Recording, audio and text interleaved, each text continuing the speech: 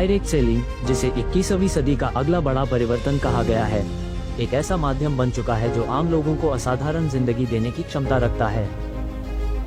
1959 में अमेरिका से शुरू हुई इस इंडस्ट्री ने पिछले 6 दशकों में हजारों बिलियनियर तैयार किए हैं। हालांकि शुरुआत में इसे संदेह की निगाहों से देखा गया, लेकिन धीरे धीरे इसने दुनिया भर में अपनी ताकत साबित की है।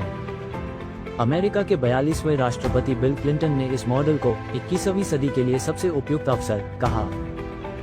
उन्होंने इस इंडस्ट्री को 21वीं सदी के लिए परफेक्टली सूटेड अपॉर्चुनिटी कहा। उनका मानना है कि नेटवर्क मार्केटिंग एक ऐसा प्लेटफॉर्म है जो लोगों को कम लागत में अपना बिजनेस शुरू करने का अवसर देता है, वो भी बिना किसी बड़े रिस्क के। क्लिंटन कहते हैं, इस इंडस्ट्री ने लाखों लोगों को सशक्त किया है, उन्हें अपनी आज़ादी दी है और ये भविष्य में और भी बड़ी भूमिका निभाने वाली है।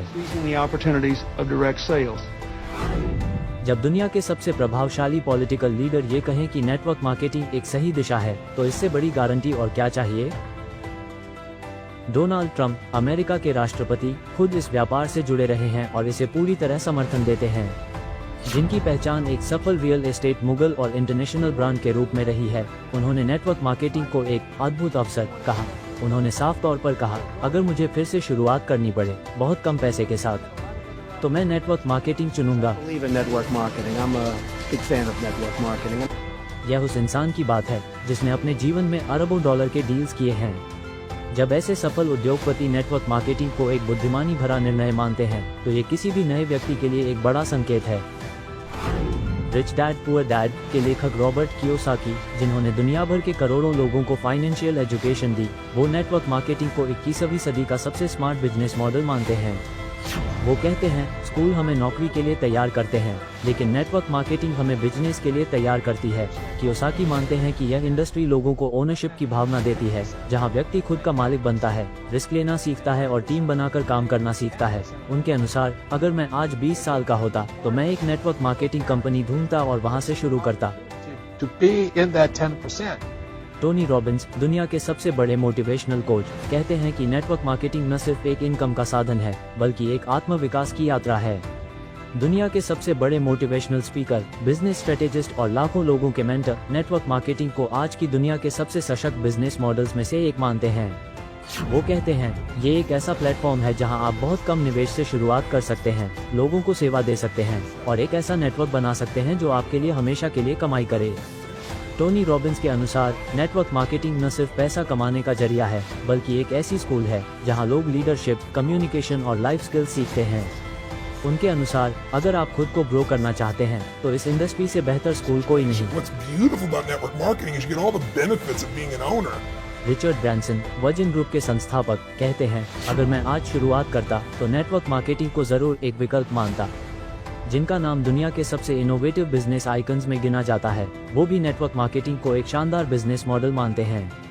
उनका मानना है कि नेटवर्क मार्केटिंग लोगों को आर्थिक स्वतंत्रता, आत्मनिर्भरता और लीडरशिप की क्षमता देता है। ब्रैंसन कहते हैं, अगर मैं आज एक नई शुरुआत करता तो मैं नेटवर्क मार्केटिंग को जरूर एक विकल्प के रूप में देखता। जब दुनिया का सबसे साहसी और सफल एंटरप्रेन्योर इस इंडस्ट्री को सम्मान की दृष्टि से देखता है, तो ये साफ संदेश है कि नेटवर्क मार्केटिंग सिर्फ विकल्प नहीं, एक विजन है।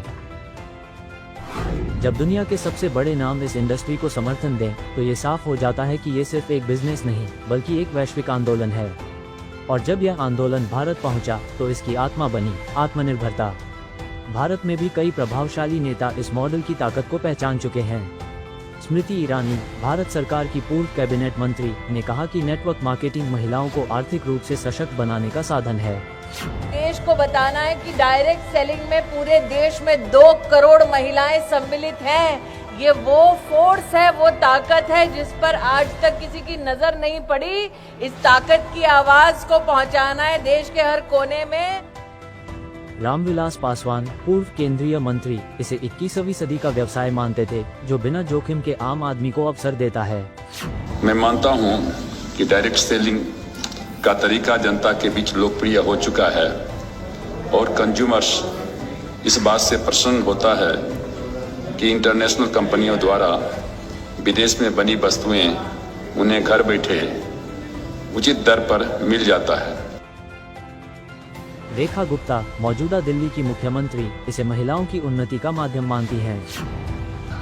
डायरेक्ट सेलिंग एक ऐसा फील्ड है जो कहीं ना कहीं भारत जैसे देश की पृष्ठभूमि में महिलाओं के लिए बहुत बड़ी अपॉर्चुनिटी है। पीयूष गोयल, केंद्र सरकार के वरिष्ठ मंत्री, इस उद्योग को